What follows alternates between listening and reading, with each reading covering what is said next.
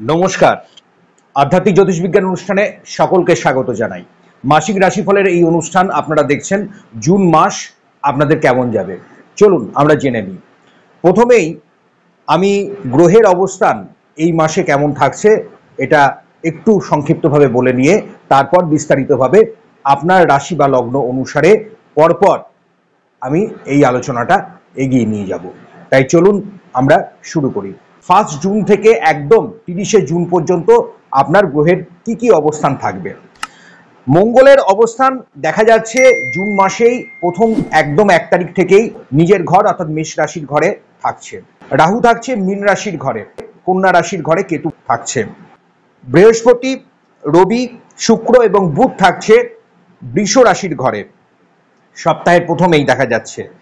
শনি মূল ত্রিকোণে কুম্ভ রাশির ঘর তার নিজের ঘর অবস্থান করছে। আর প্রতি সোয়া দুদিন অন্তর দেখা যাচ্ছে চন্দ্র কিন্তু তার ঘর পরিবর্তন করে। এবার 12ই জুন দেখা যাবে শুক্র মিথুন রাশিতে প্রবেশ করছে। 14ই জুন বুধের রাশি পরিবর্তন হবে, তার গোচর হবে। বুধ মিথুন রাশিতে প্রবেশ করবে।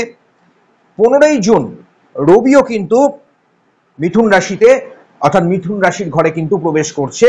29শে জুন বুধের আরেকবার গোচর বা ট্রানজিট হবে, সেটা হলো কর্কট রাশির ঘরে। আর 30শে জুন দেখা যাচ্ছে শনি রেট্রোগ্রেড বা বক্রি হচ্ছে তার নিজের ঘর অর্থাৎ কুম্ভ রাশির ঘরে। এইটা হচ্ছে সার্বিক এই মাসে গ্রহের অবস্থান। এর ভিত্তিতে চলুন এই মাস আপনাদের কেমন যাবে আপনাদের রাশি এবং লগ্ন অনুসারে আমি প্রতিটি বিষয় যতটা পারবো সংক্ষিপ্ত আকারে আপনাদের সামনে তুলে ধরার চেষ্টা করব। অনুষ্ঠানের শেষে কিছু টোটকা এবং টিপস থাকবে, তাই পুরো অনুষ্ঠানটা অবশ্যই আপনারা দেখুন শেষ পর্যন্ত। রাশিফলের এই অনুষ্ঠান আপনারা দেখছেন ইউটিউবের মাধ্যমে। প্রতি মাসে আমি আপনাদেরকে এই বার্তা দিয়ে থাকি, আপনারা নিয়মিত দেখছেন। যারা চ্যানেলটিকে এখনো দেখছেন কিন্তু চ্যানেলটিকে সাবস্ক্রাইব করেননি, অনুরোধ থাকলো অবশ্যই আপনারা চ্যানেলটিকে সাবস্ক্রাইব করুন, পাশে নোটিফিকেশনটাকে অন করে দেন, নতুন ভিডিও অবশ্যই আপনারা দেখতে পাবেন। এবার চলে আসছি যাদের মকর রাশি বা মকর লগ্ন তাদের জুন মাসের রাশিফল কি বলছে চলুন আমরা জেনে নিই। মকর রাশি হচ্ছে পৃথিবীতত্ত্বের চর রাশি এবং অধিপতি হচ্ছে শনি। আপনারা জানেন শনির দুটো ঘর আছে, একটা মকর এবং কুম্ভের ঘর, এবং শনি কিন্তু এখন বর্তমানে নিজের ঘর অর্থাৎ আপনার রাশি যদি মকর বা আপনার লগ্ন যদি মকর হয়ে থাকে তাহলে সেক্ষেত্রে দেখা যাচ্ছে শনি কিন্তু আপনার দ্বিতীয় ঘরেই অর্থাৎ কুম্ভের ঘরে কিন্তু অবস্থান করছে। অলরেডি শনি নিয়ে আমার আলাদা করে অনেকগুলো ভিডিও আছে, যদি মনে হয় আপনি প্লে লিস্ট থেকে সেগুলো দেখে নিতে পারেন।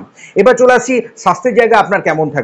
দেখুন মকর রাশির অধিপতি শনি হওয়ার কারণে স্বাস্থ্যের জায়গায় এখানে সেকেন্ড হাউস এবং আপনার 6, 8 এবং 12 যে কানেকশন তৈরি করছে সেখানে দেখা যাচ্ছে কিছুটা আপনার বিপদ আপদের কিন্তু সম্ভাবনা আছে। তাই আমি বারবার বলবো যাদের রেসপিরেটরি সমস্যা, শ্বাস প্রশ্বাস যেটাকে বলছে, এবং যাদের ক্ষেত্রে কোনো না কোনো ভাবে গাইনো কোনো সমস্যা আছে মহিলাদের জন্য, তারা বেশি করে সতর্ক থাকুন। পুরুষদের ক্ষেত্রেও কিন্তু একই কথা বলবো, নিচের লোয়ার অ্যাবডোমেনে প্রস্টেটের কোনো সমস্যা, নার্ভের এবং যাদের হাড় শিরায় চোট আঘাত লেগে গেছে বা এই সম্ভাবনা কিন্তু তাদের এখন আছে।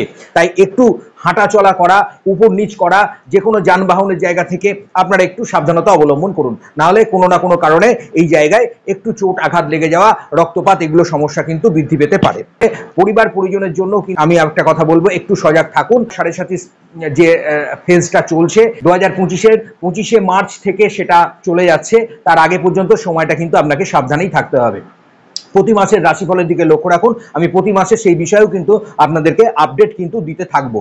এবার চলে আসছি যারা বিদ্যার্থী এবং কর্মপ্রার্থী আছেন তাদের সময়টা কেমন থাকবে। দেখুন বিদ্যার ক্ষেত্রে বারবার বলছি, বিদ্যার ক্ষেত্রে অলসতা ভাব আপনাদের কাটিয়ে উঠতে হবে, অর্থাৎ ফ্রুটফুল রেজাল্ট যদি আপনাকে পেতে হয় তাহলে অবশ্যই আপনাকে আপনার কাজে ফোকাস আরো বেশি বাড়াতে হবে এবং আপনাকে এককেন্দ্রিক হয়ে চলতে হবে, কারণ এই সময় হতে পারে আপনার লেথার্জি ভাব এবং কনসেন্ট্রেশনের একটা অভাব কিন্তু আসতে পারে। সন্তানের স্থানেও মা বাবাদেরকে বলবো অবশ্যই সেই জায়গাটাকে কাটিয়ে ওঠার চেষ্টা করবেন। গ্রহের দোষ, গ্রহের খণ্ডন যদি আপনার করা থাকে তাহলে অবশ্যই দেখবেন আপনার কর্ম এবং আপনার ভাগ্য কিন্তু আপনাকে একদম সাথ দেবে এবং সেখানে আপনি ভালো ফল অবশ্যই আশা করতেই পারেন। এবার চলে আসছি যারা আগামী দিনে পরীক্ষা দেবেন, বিভিন্ন সরকারি বেসরকারি কারণে যারা পরীক্ষার জন্য প্রস্তুতি নিচ্ছেন তাদের ক্ষেত্রে আমি বারবার বলবো সময়টা কিন্তু সুযোগ কিন্তু আপনার, আমি বারবার বলছি আপনি প্রচুর সুযোগ পাবেন, কিন্তু কোনো কারণে হয়ে যেতে পারে সুযোগ যদি আপনি ঠিক মতো কাজে না লাগাতে পারেন, তাহলে সেটা কিন্তু ডিস্টার্বের জায়গা তৈরি হতে পারে। অবশ্যই আমি বারবার বলি, ন্যাটাল চার্টে আপনার গ্রহের অবস্থান, আপনার দশা কি চলছে সেগুলো যেমন দেখে নেবেন, পাশাপাশি গোচরের সঙ্গে ভালো জ্যোতিষ পরামর্শ করিয়ে রাখলে আপনি এইগুলোর পুঙ্খানুপুঙ্খ আরো সঠিক বিশ্লেষণ কিন্তু করতে পারবেন।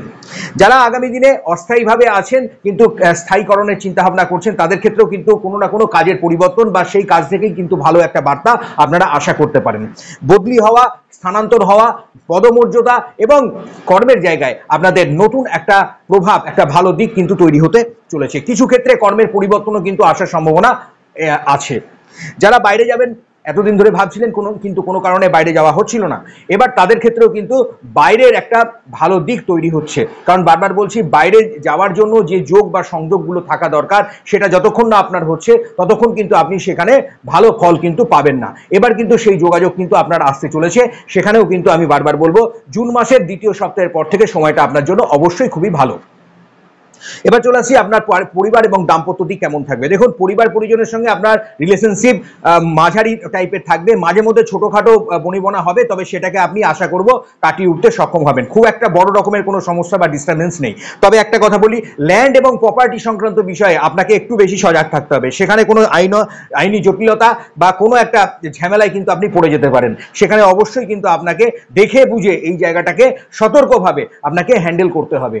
আপনার কিছু গুপ্ত শত্রু থাকবে যারা কিন্তু মাঝে মধ্যে আপনাকে খুব ডিস্টার্ব করবে, এটাও কিন্তু আপনার এই সময় কিন্তু হওয়ার সম্ভাবনা বাড়িয়ে দিচ্ছে।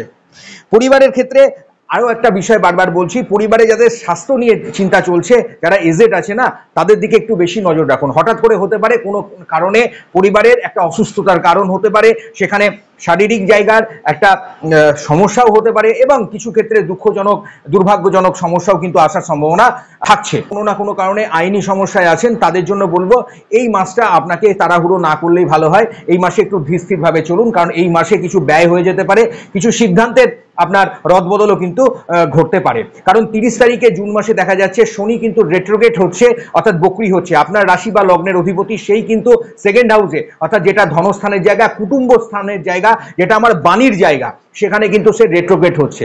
শুভ গ্রহ রেট্রোগেট হলে তার ফল একরকম হয়, অশুভ গ্রহ রেট্রোগেট হলে তার ফল আরেক রকম হয়। এই নিয়ে দরকার পড়লে বিস্তারিত ভিডিও আমি আপনাদের জন্য নিয়ে আসার চেষ্টা করব।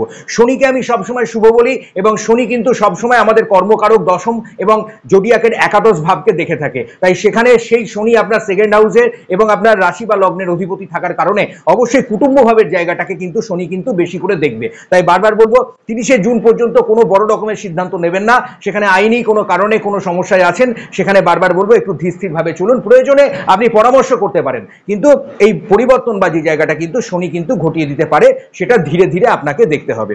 এবার যারা বিবাহ করেননি, এখনো বিবাহ করবেন মনে করছেন, আমি বলবো অবশ্যই সময়টা ভালো।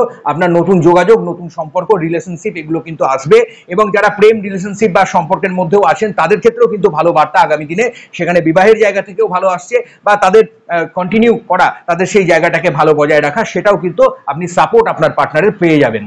আর যারা আগামী দিনে সন্তানের জন্য চিন্তা করছেন তারাও কিন্তু অবশ্যই বলবো সময়টা আপনি দেখে বুঝে চলুন।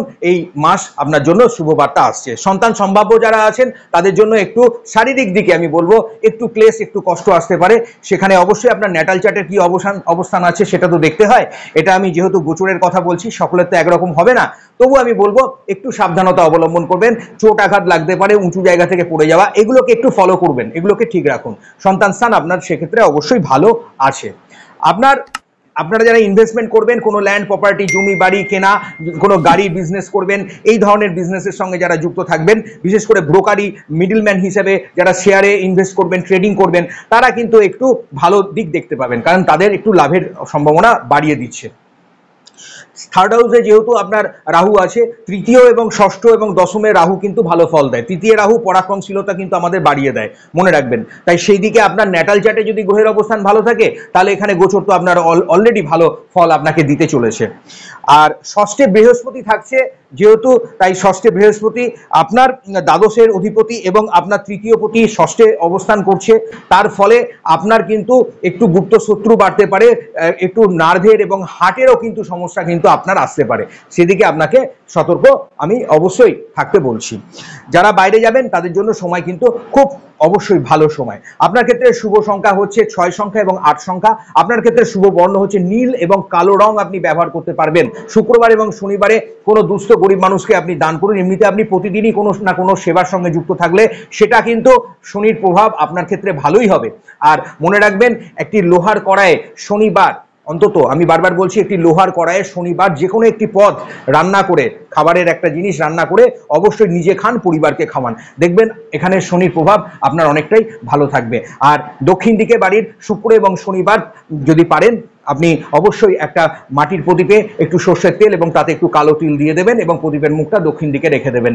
দেখবেন কতটা নেগেটিভ এনার্জি বাড়িতে যদি থাকে সেটা থেকে আপনি কতটা আস্তে আস্তে পজিটিভ এনার্জিতে আপনি এটা কনভার্ট হতে শুরু করবে এবং আপনার মানসিক দিকটা কতটা ভালো থাকবে। কোনো অর্থ ব্যয় হয়ে যাচ্ছিল, পারিবারিক অশান্তি চলছিল, সেগুলো ধীরে ধীরে দেখবেন আপনার অনেকটাই কিন্তু শান্ত হবে, অনেকটাই ভালো হবে। এই উপায়গুলো অবশ্যই করতে ভুলবেন না। আর কেমন আছেন অবশ্যই কমেন্ট বক্সে কিন্তু লিখে আপনি জানাবেন। আর নবগ্রহ সপ্তমটা ডেসক্রিপশনে দিয়ে দিলাম। যারা 9টা গ্রহের যে মন্ত্র আছে একসঙ্গে যদি দিনের বেলায় একটা সময় ধরে আপনি উচ্চারণ করবেন, পুরোটা করে যাবেন, তাহলে দেখবেন 9টা গ্রহের একটা প্রভাব মুক্ত হবেন, নেগেটিভ প্রভাব থেকে আপনি মুক্ত হতে পারবেন এবং সেখানে অনেক পজিটিভ এনার্জিও কিন্তু আপনি লাভ করবেন। ভালো থাকবেন, সুস্থ থাকবেন। অনুষ্ঠান ভালো লাগলে অবশ্যই একটা লাইক করবেন, চ্যানেলটিকে সাবস্ক্রাইব করবেন, পাশে নোটিফিকেশনের বেলটাকে অবশ্যই অন করে দেবেন। নমস্কার।